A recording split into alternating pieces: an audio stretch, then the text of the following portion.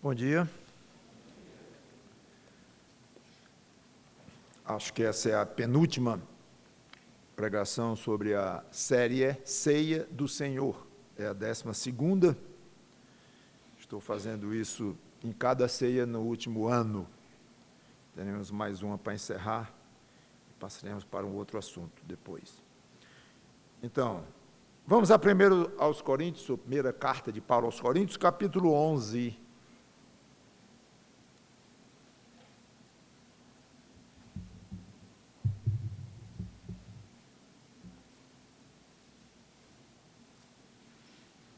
Primeira aos Coríntios, capítulo 11, versículo 27 a 32.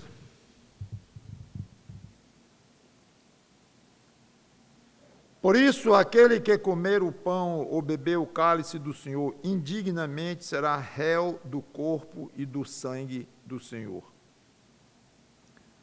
Deixe-me explicar, na pregação atrasada, nós vimos o que é, em essência, a verdadeira ceia do Senhor.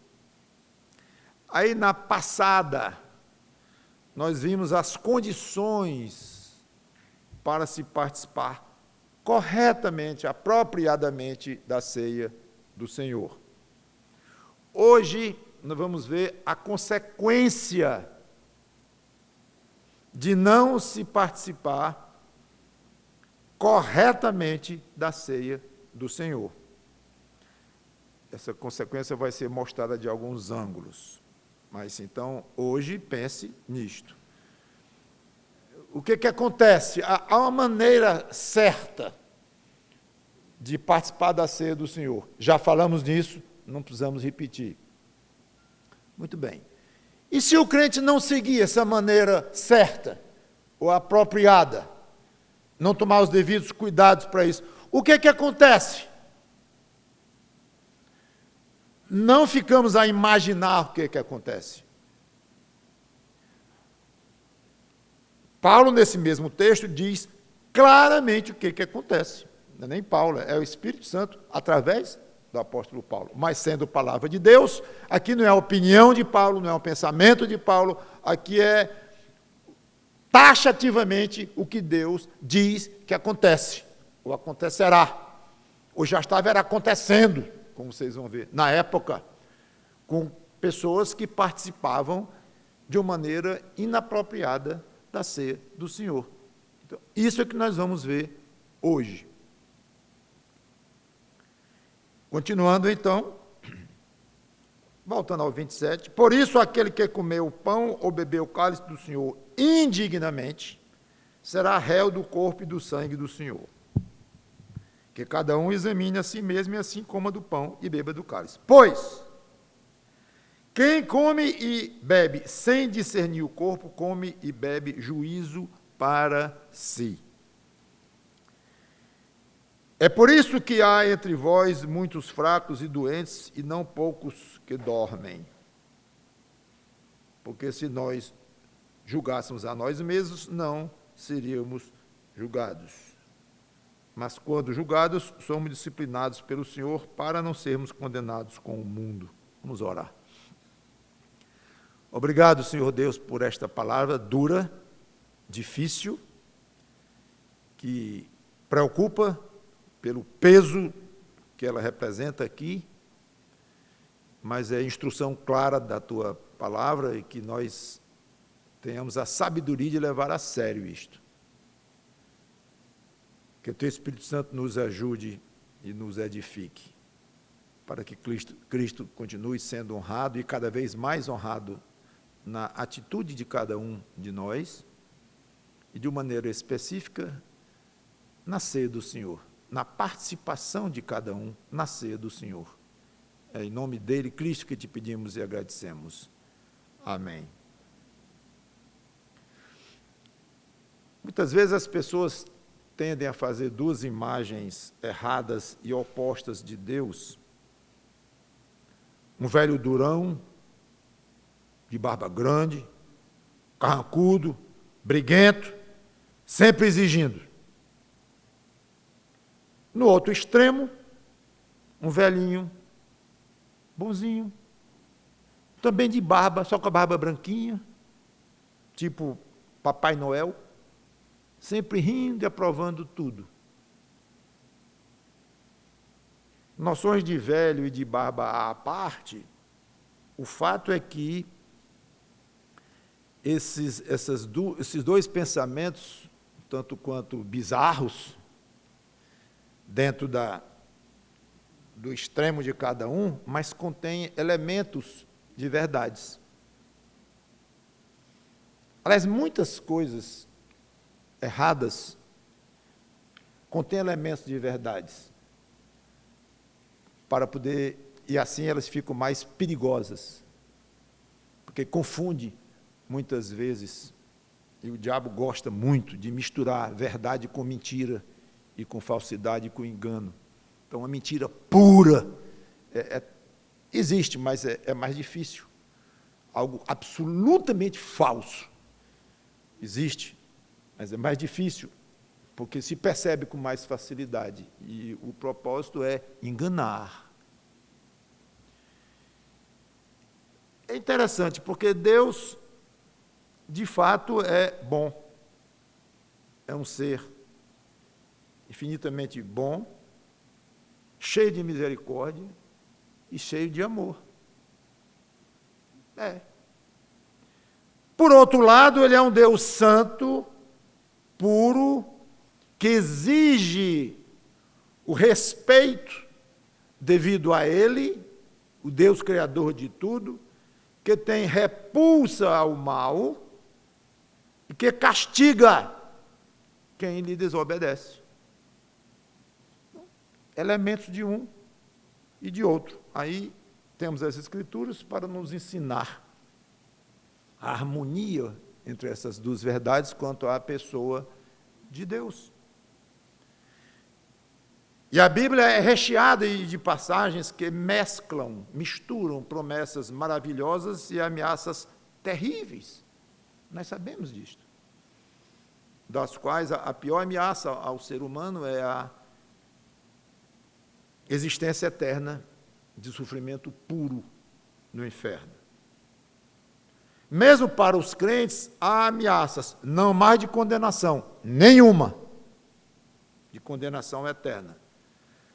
Mas ameaças de disciplina, através da igreja, em que altera o status ou o modo relacional, a aceitabilidade do crente naquele meio cristão onde ele faz parte.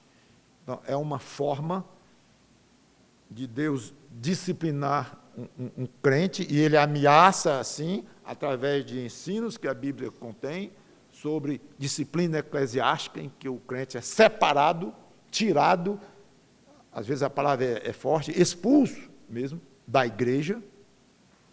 Há ameaças de Deus quanto a isso.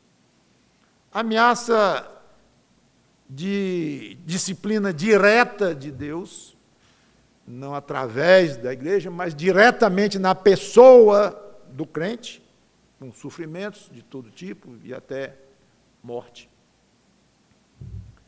Há ameaças de perdas de galardão no céu.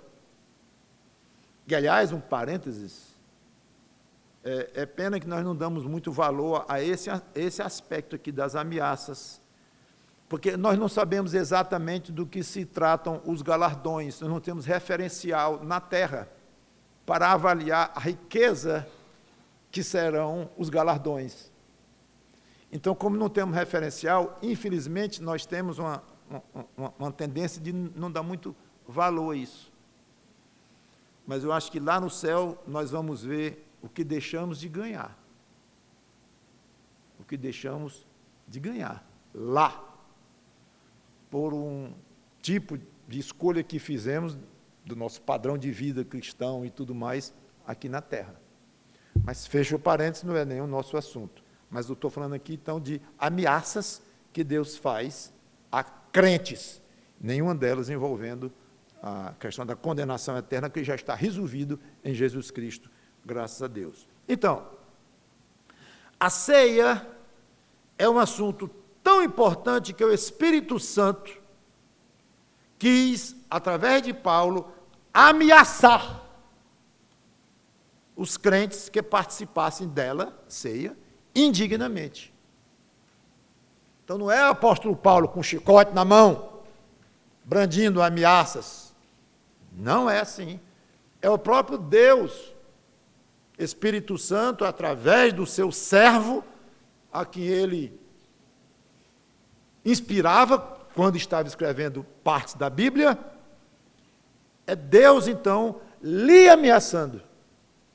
Me ameaçando. E se você é daquele que diz, eu não aceito a ameaça de ninguém, não me ameace, você vai ter que resolver esse problema.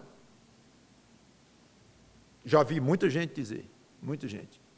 Você encerra rapidamente a discussão ou a negociação com muitas pessoas só com a ideia de que está ameaçando. Tem muitos que não toleram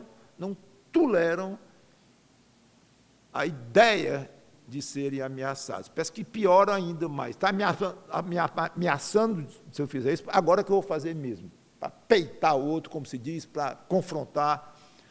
Então, sabedoria ou não disso eu não vou considerar agora, e falta de humildade e muita coisa. Deixando isso de lado, eu gosto de deixar bem claro quando é Deus que toma uma atitude com relação ao crente. E quando é o caso, com relação aos seres humanos em geral. Mas aqui eu estou falando para crentes. E é uma ameaça, essa questão da ameaça que Deus faz aqui é para crentes, porque não tem sentido nenhum a ceia para o que não é salvo em Cristo. Então, é uma ameaça para crente. Repetindo e continuando, se você é daqueles que diz que não aceita a ameaça de ninguém, engula esse orgulho aí, e saiba que você está sendo ameaçado por Deus. Cada vez que você lê 1 Coríntios capítulo 11, esse trechinho aqui. Isso é uma ameaça. E há outras. Então, aprenda a ser ameaçado, pelo menos por Deus. Eu não sei pelos outros seres humanos, aí é um assunto que eu não vou desenvolver. Então, o Espírito Santo quis ameaçar os crentes. No versículo 27, ele fala aqui, o que comer o pão ou beber o cálice do Senhor indignamente.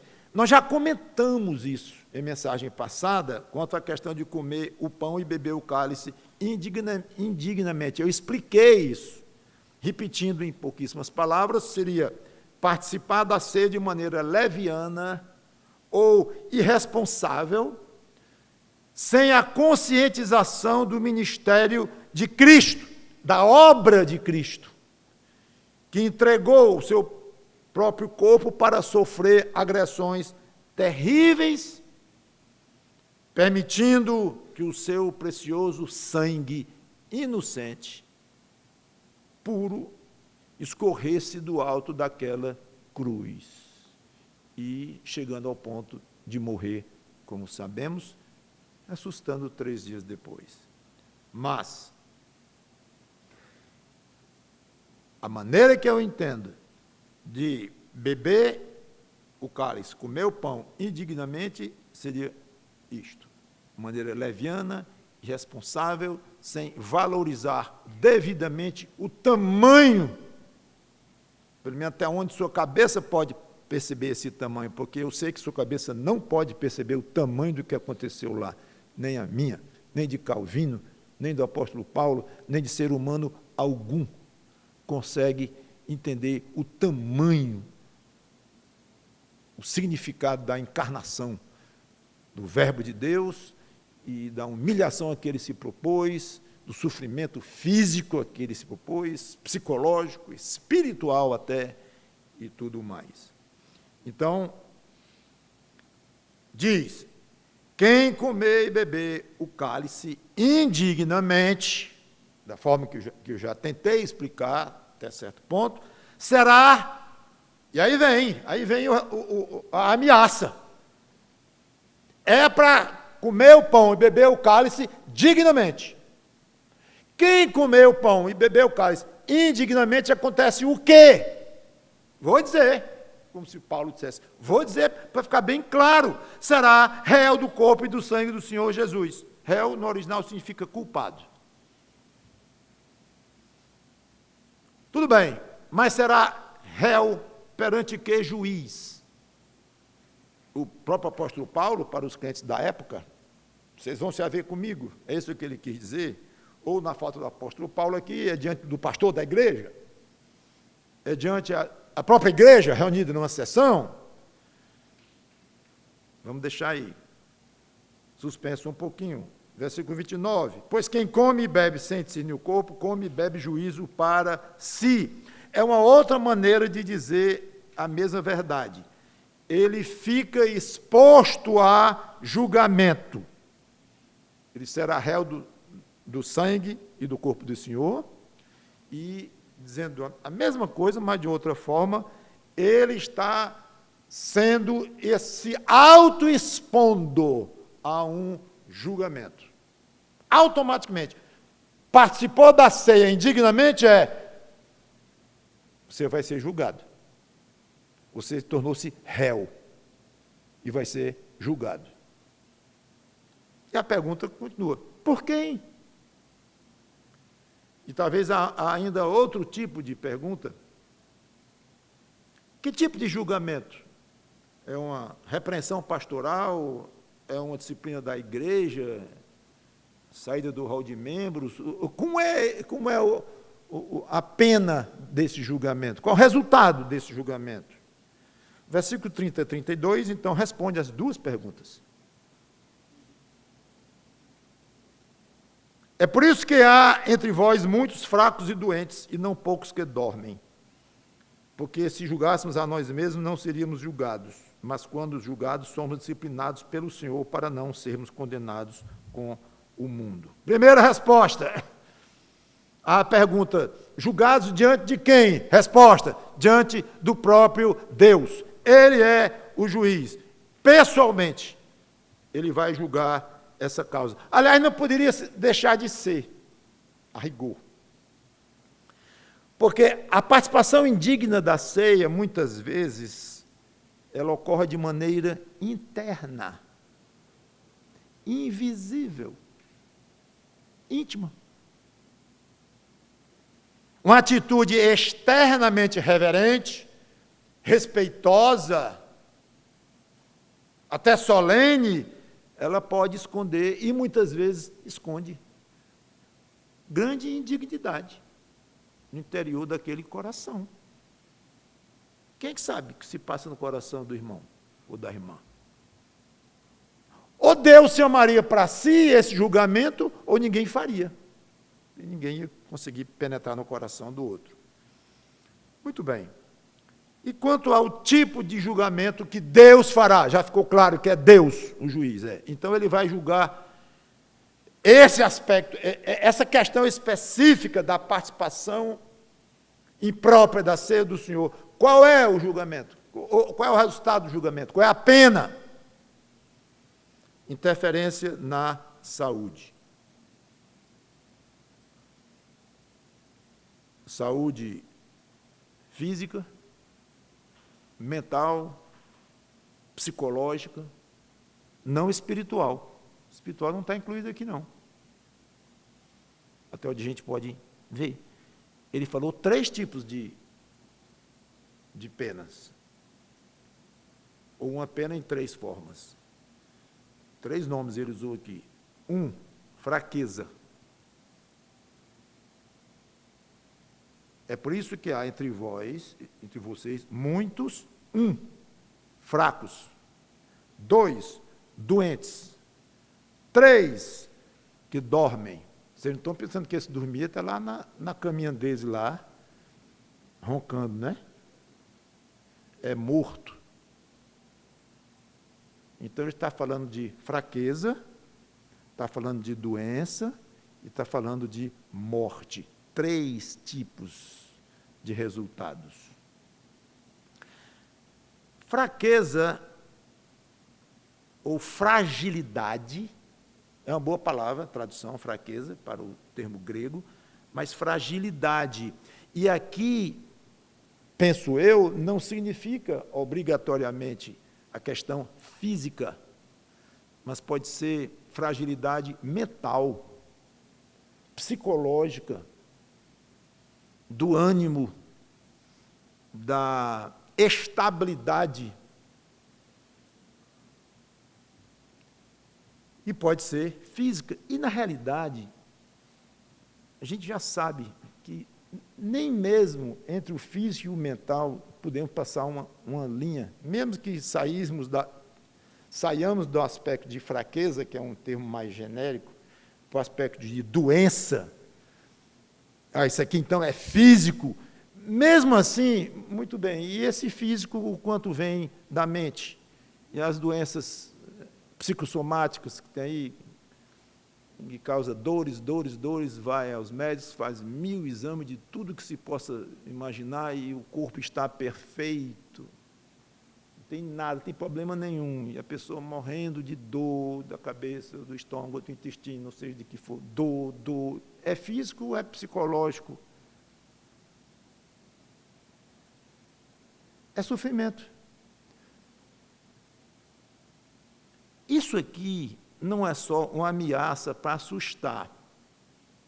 O leitor de Paulo leria lá e dissesse, não, isso aqui, o apóstolo está sendo aqui um pouco dramático, de propósito, porque é um assunto muito sério, então ele quer mostrar o tamanho da ofensa a Deus de participar impropriamente da ceia, mas isso aqui é meio teórico, é um extremo em que Deus, não, na prática mesmo, pode fazer muito raramente, mas não acontece isso não, e é muito duro, isso não é assim não e tal.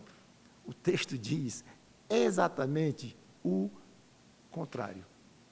Já estava acontecendo. E para piorar, Paulo não diz que eram poucos. Ele diz exatamente o contrário. É por isso, olha o médico falando, o psicólogo falando, o psiquiatra falando, pode juntar todos aí os títulos de conhecimentos da medicina física e mental, de todos os matizes aí, mas aqui está um ser humano tomado pelo Espírito Santo de Deus, que não entende ele próprio, Paulo, de medicina, coisa nenhuma, que não era a área dele, aí ele faz uma afirmação que pega desse. Hoje, 2000 anos depois, não teria uma ousadia, nem um atrevimento, é bom que não tenha mesmo, porque não tem conhecimento, estatura, científico, para afirmar. Ele, afirma ele assevera com uma segurança desconcertante. Queria ver ele dizer assim no congresso de médicos, os melhores médicos do mundo, reunidos, sei lá onde, em algum lugar da Europa, aí dos Estados Unidos, não sei, e chegar o apóstolo Paulo e dizer, muitos que estão doentes aí, estão indo para os consultórios de vocês, sabe o que é? São crentes, que estão participando da ceia indevidamente. Com licença que eu tenho muito o que fazer, se retiraria. Alguém diria, esse é um louco de pedra. Hoje, esse aqui pode internar. E na hora certa pode internar uns 15 dias. Eu fico com ele, né? Já prescreveria logo droga de todo jeito lá para ele. Não estou criticando as drogas, eles têm a necessidade delas, tem a hora de elas serem passadas, de serem tomadas. Eu sei muito bem disso. Graças a Deus. Pelos psicanalistas, psicólogos, psiquiatras, graças a Deus. Pelo que sabem da medicina, pelo que tentam ajudar, e pelas drogas, os remédios que Deus permitiu que o ser humano descobrisse para aliviar muitas dores e muitos sofrimentos. Sim, tudo ok com isso, nenhum problema com isso aí. Melhor seria que esses que passam esses remédios, e muitos, eu sei que tem essas atitudes que eu já vi, dizer, nós não entendemos bem disto. Já ouvi médico crente dizer, medicina é muito tentativa e erro, é muito acerto e tal. Eu gosto de ouvir isso, porque mostra pelo menos uma certa humildade. Dizer, nós estamos tentando, estamos fazendo aqui, podemos. Ótimo. Repito, graças a Deus por essas ajudas que nós temos. O problema é que muitos adquirem uma posição arrogante, e aí a ciência, de uma maneira geral, é assim. Os grandes cientistas, os grandes doutores das grandes universidades deste mundo, os grandes hospitais, adquirem uma arrogância muito grande, se não de dizer que são deuses, embora alguns ajam tais quase como isso, mas pelo menos de analisar qualquer coisa que se fala em Deus, em Criador, como sendo crendice, como sendo algo altamente não científico. Aí está o ponto. Feita essa ressalva, essa explicação, eu quero voltar para o Congresso, em que Paulo diria assim: muitos que estão no consultório de vocês, doutores, psiquiatras, médicos, cardiologistas, todos os ramos, muitos são crentes. Já choca a primeira afirmativa, né? Embora todo mundo sabe que crente também sofre, mas ao dizer, são crentes que estão sendo disciplinados por Jesus Cristo. Jesus Cristo, olha ali o crucifixo, que talvez tivesse um crucifixo nesse congresso, nem sei se ainda existe, se é proibido por alguma lei, mas algum aqui lá ainda se vê, um crucifixo ali, talvez muito estilizado, um negócio vertical, um horizontal, para dizer que é uma cruz e tal, mas tudo bem. Então, Jesus Cristo, que morreu pelos seres humanos, é o que dizem, então, está matando gente? Tá. Que ele salvou? É. Crentes que vão para o céu? É. Está matando. Um bocado. Está aqui escrito. Não sou eu dizendo. Está um pouco dramática a maneira de eu colocar isso, mas é para ver se mexe com vocês um pouco, comigo próprio. Porque é algo que a gente conhece já tão bem, já está tão acostumado a ouvir isso, toda ceia a gente repete isso aqui, praticamente, que vir aqui e tomar esse pão, comer, pegar esse pão e beber esse cálice aí, é a coisa mais natural do mundo, nem raciocina mais direito.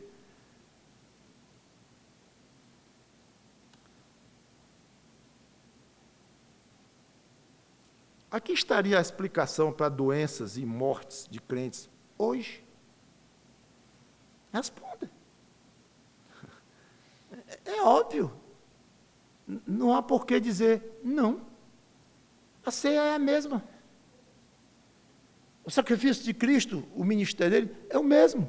O Deus é o mesmo.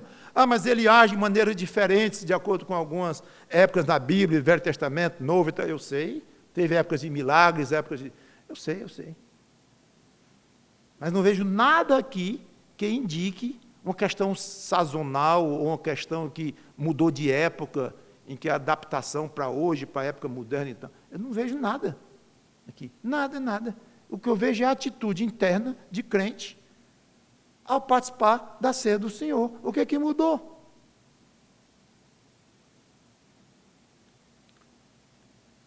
Quero encerrar comentando duas coisas. Primeira,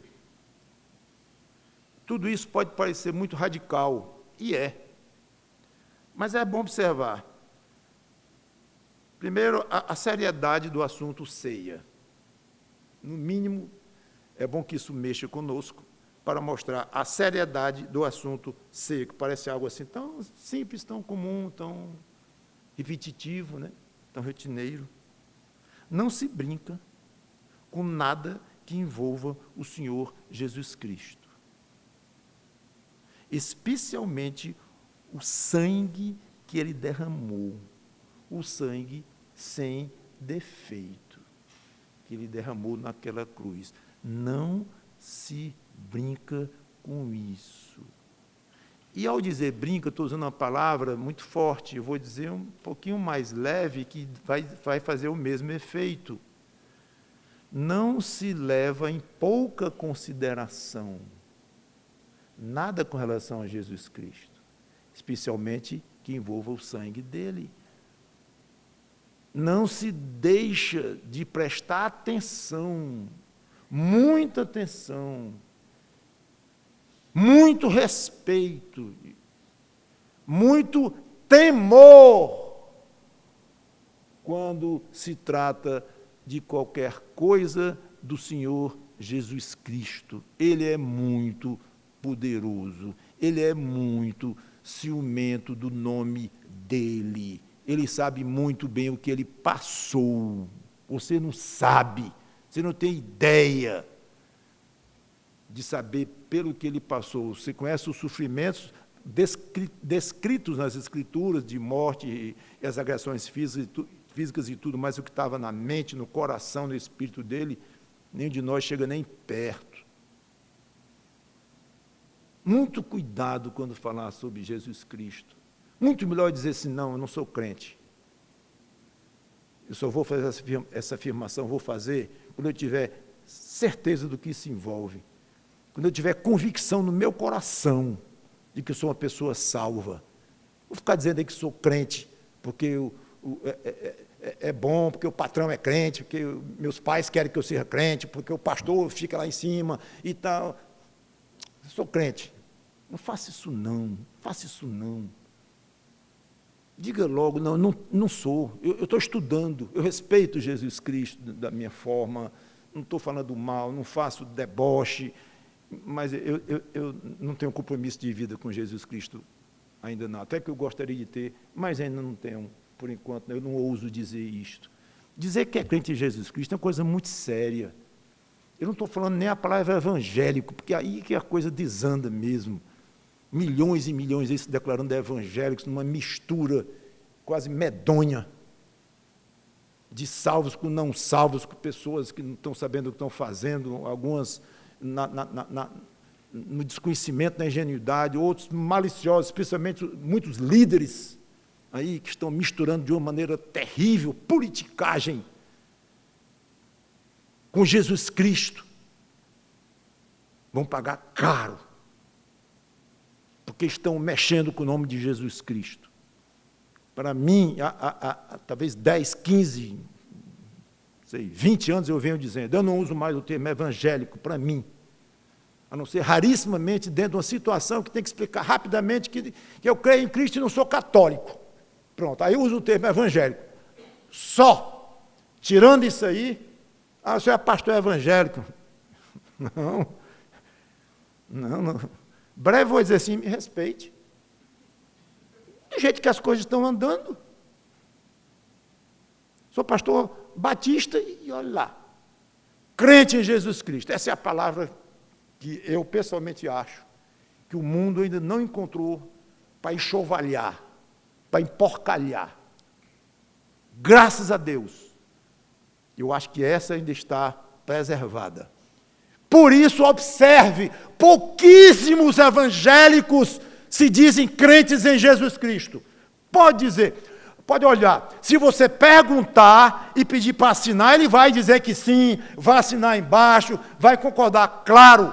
Mas eu quero ver se identificar numa roda de conversa, numa faculdade, num lugar qualquer. Eu sou católico, eu sou espírita, eu sou ateu, eu sou crente em Jesus Cristo. Acho que eu não ouvi um.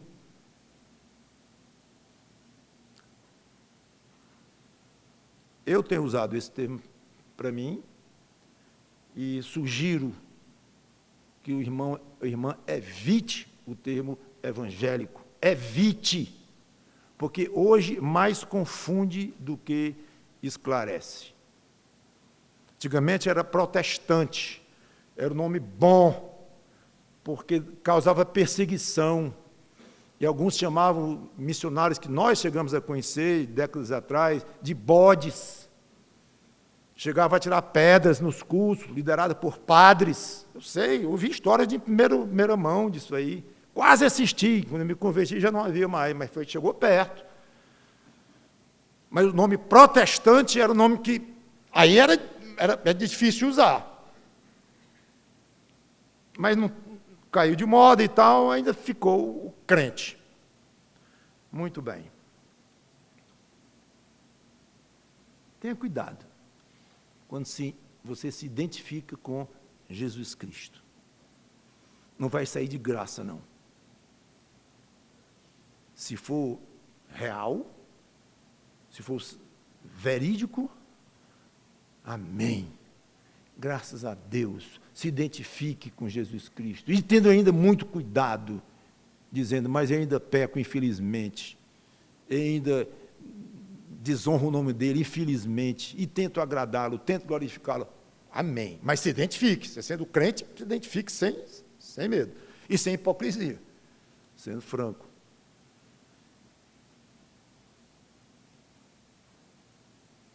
Segundo, a disciplina de Deus, ao nos tirar a saúde mental, ou física, ou psicológica, ou a própria vida, a ponto de matar, a disciplina é pequena, comparada com a condenação que vem para os do mundo.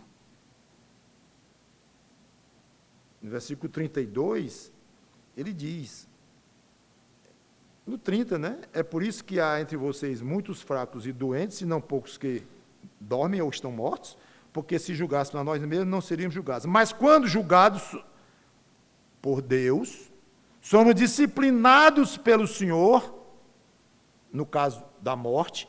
Aqui é Deus julgando um crente que participou impropriamente da ceia. Então Deus julgou, matou. Disciplinados pelo Senhor, para não sermos condenados com o mundo. Tira esse daqui e vem para casa. Vem para casa. É isso aí, porque Deus matar um crente, a expressão é muito forte, né? Até chega, dói um pouco na gente, mas é isso aí, é dizer assim, venha para casa, recolhe, venha. Seu lugar aí acabou, seu papel aí encerrou. A sua oportunidade de brilhar a luz de Cristo encerrou. De pregar o evangelho, acabou. Você está envergonhando aí. Venha para casa, é isso aí. Então, para não mandar o crente para o inferno, que seria a condenação do mundo, inclusive seria impossível, porque já é um crente, mas é o argumento que Paulo usa aqui, para não sofrer a condenação do mundo, que é a condenação eterna, Deus o condena e o tira deste mundo como disciplina. Ah, pastor, vou participar da ceia, mas não. Depois de uma dessa, eu sou louco de arriscar sair daqui direto para o hospital, ou entrar numa depressão amanhã mesmo, entrar num desânimo profundo, ou mesmo morrer, que talvez seja até melhor, do que sofrer, embora isso é que Deus é que decide, mas eu não vou participar da ceia, não. O pior, o diabo é tão sagaz, que ele pode levar um crente a tomar uma decisão dessa, e ainda o crente se achando o máximo. Sabe por quê, pastor? Porque eu sou muito respeitoso, entendeu? Estou com medo também, não vou nem negar, mas eu sou respeitoso, o nome de Cristo é muito sagrado mesmo, eu não estou à altura, então eu acho melhor me abster. Bonito, né? Não, péssimo. Porque estaria a igreja todinha em abstenção, começando comigo. Mas isso aí nada seria a mesma coisa. Vamos encerrar, ninguém vai participar da ceia. Está todo mundo com medo de morrer, de adoecer, porque nós somos fracos e falhos, então, vou não, com esse medo eu não vou não. Espera aí. O amor lança fora o medo. Então, ele dá a solução, Se nós julgássemos a nós mesmos, não seríamos julgados por Deus nessa questão. Então, a solução é: julgue a você próprio, não entre de uma maneira inconsequente, irresponsável, leviana, sem pensar. Julgue, leve a sério esse assunto. É só isso. Agora, claro, está falando aqui de um auto-julgamento responsável, em temor. Um auto-julgamento diante de Deus. Senhor, me ajuda a me avaliar de uma maneira correta, de uma maneira sincera. Eu quero respeitar o nome de Cristo, até onde eu posso conceber, eu estou respeitando, mas sou limitado, e tenho alguns pecados confessados, alguns outros ainda faltam, não estou muito bem não, mas me ajuda, eu quero fazer isso de uma maneira correta.